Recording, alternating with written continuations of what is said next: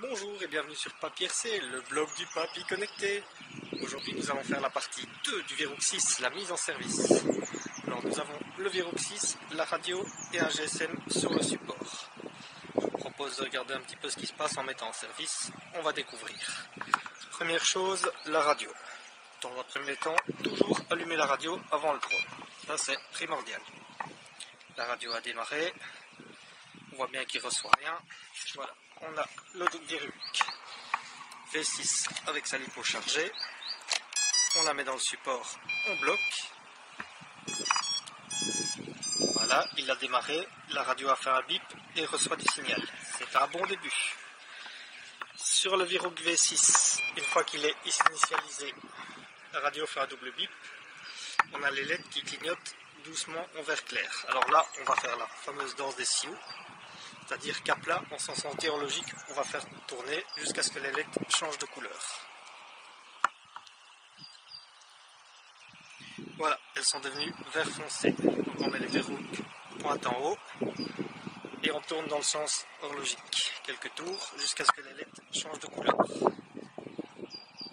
Voilà, elles sont fixes rouge et vert. Le Verook est initialisé. On prend la radio. On voit que le Verook reçoit bien des satellites. On va une fois se connecter dessus avec l'application. Pour ça, on allume son GSM. On active le Wi-Fi.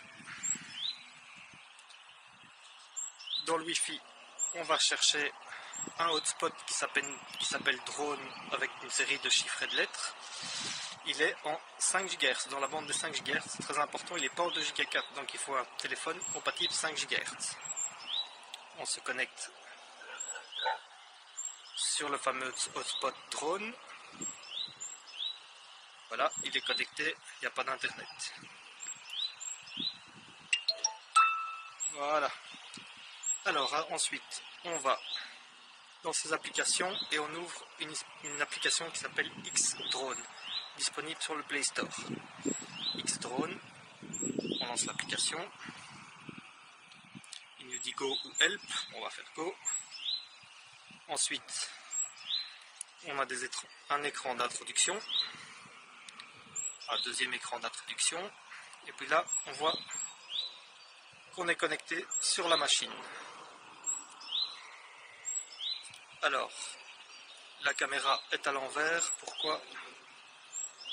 C'est une bonne question. Il doit y avoir un paramètre quelque part, voilà, 180, et une petite icône 180, la caméra est à l'endroit. Alors, il nous dit qu'on a 12 satellites, qu'il est à 0 m d'altitude, 0 m de distance, que les signaux radio sont au maximum, c'est bon. On a dans le coin inférieur gauche une carte sur laquelle on peut cliquer. Normalement, on se retrouve sur la carte où on est. Ici, apparemment, il ne connaît pas. Donc, il doit y avoir une option en configuration qui dit qu'on est en Europe et pas en Chine. Je pense que Google Street pense qu'on est en Chine et donc il ne nous affiche pas la carte pour une raison inconnue. Donc, nous, on se met dans la vue du drone en cliquant sur la petite fenêtre. Et là, on a différentes options. On a le décollage, atterrissage. Sur la gauche, les options de décollage. Au-dessus, c'est les options de paramétrage. Sur la barre du dessus. Sur la droite, on a pour passer en mode photo ou en mode vidéo. Ou pour faire un tap to fly, c'est-à-dire qu'on clique sur l'image et il va là où on lui dit d'aller. Donc, on va prendre un peu de recul. Première fois, il vaut mieux, on va même avancer un peu l'appareil pour être certain. Voilà. On recule. Et pour démarrer, alors si on fait ça, on est bien en mode GPS, on n'est pas en mode headless. On a soit le bouton décollage, soit sur l'écran. On va essayer le bouton décollage, non, c'est pas ça.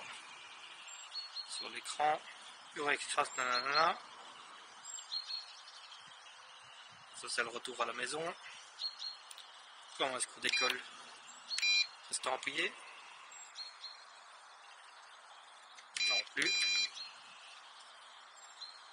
Eh ben. Lock. Et voilà, on appuie simplement sur le bouton rouge locked ou pas locked. Si on appuie, il va s'éteindre, je suppose. Ou pas. Oui, il s'éteint. Donc on appuie sur le petit cadenas rouge sur la télécommande, les hélices se mettent à tourner. On peut mettre des gaz, plus de gaz, hop, il décolle. Voilà, c'est décollé. On a l'image. La machine vibre un peu, mais il y a pas mal de vent. Mais elle est quand même vachement stable. Comme il y a du vent, premier décollage, c'est pas mal. Hein. Elle garde plus ou moins son altitude à 20 cm. Avec le vent, elle n'a pas de souci. Elle est contrôlée par le vent. Les rafales, il fait à mon avis d'aller régler un petit peu son baromètre. Et donc elle perd de l'altitude, elle aussi, elle vibre, mais dans l'absolu, c'est pas mal. Hein. C'est assez stable. C'est pas un DJI, ça c'est clair. C'est pas mal.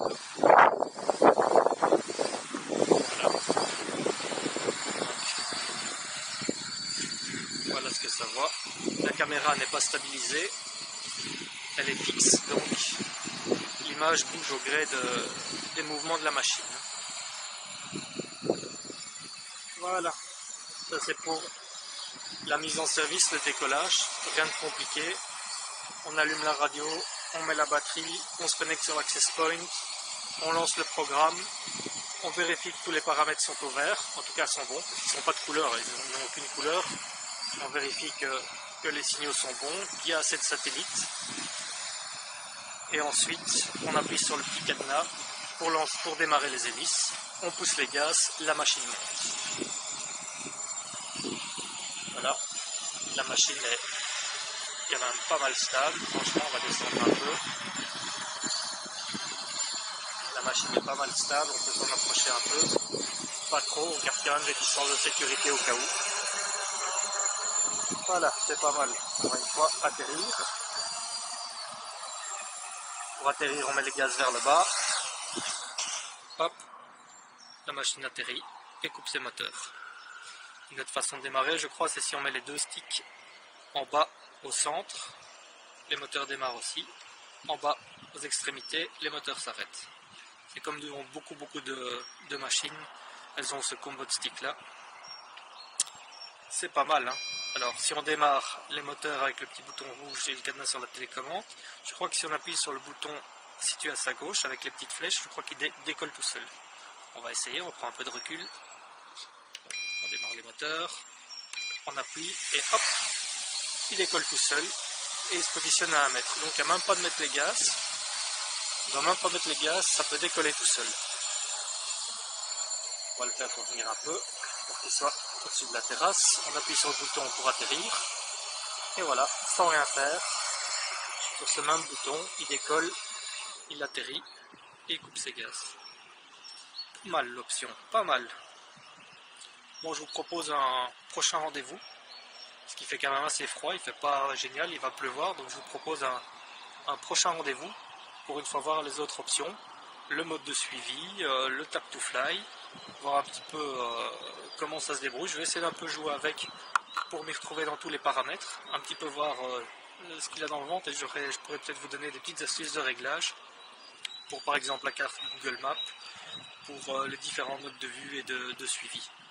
Voilà, à bientôt sur le blog papierc.com, pas oublier.